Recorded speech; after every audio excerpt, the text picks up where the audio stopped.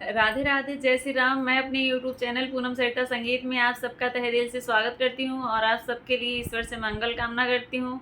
आज हम लोग बहुत सुंदर गाली गीत लेके आए हैं। आप लोग सुनिए, पसंद आए तो वीडियो को लाइक करिएगा। हमारे चैनल पर नए हैं तो हमारे चैनल को सब्सक्राइब करिए और गाना कैसा लगा कमेंट बॉक्स में ज़रूर बताइएगा। और अपना आशीर्वाद इसी तरह हम लोग के ऊपर बनाए रखिए और हमारे वीडियो को ज़्यादा से ज़्यादा शेयर करिए। Thank you. थाली में जवनी नाचई बागो में अनार जी, थाली में जवनी नाचई बागो में अनार जी, समधी आपन बहिन बेचई सुजानगंज बाजार जी, समधी आपन बहिन बेचई सुजानगंज बेचत बेचत संझा होई गे बहिना बिचार जी, बेचत बेचत संझा होई गे बहिना बिचार जी। हे हो बनिया ओइसे लैला बहिन मोर कुंवार जी, हे हो बनिया ओइसे लैला बहिन मोर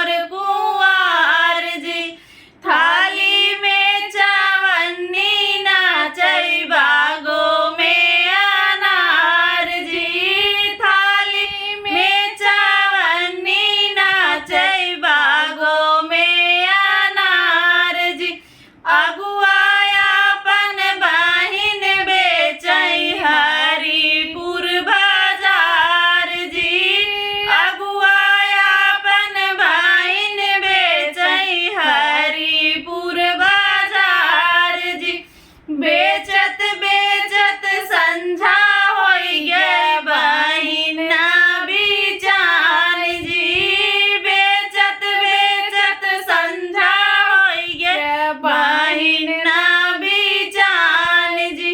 हे हो बनिया ओइसे लैला बहिन मोर कुमार जी, हे हो बनिया ओइसे लैला बहिन मोर कुमार जी।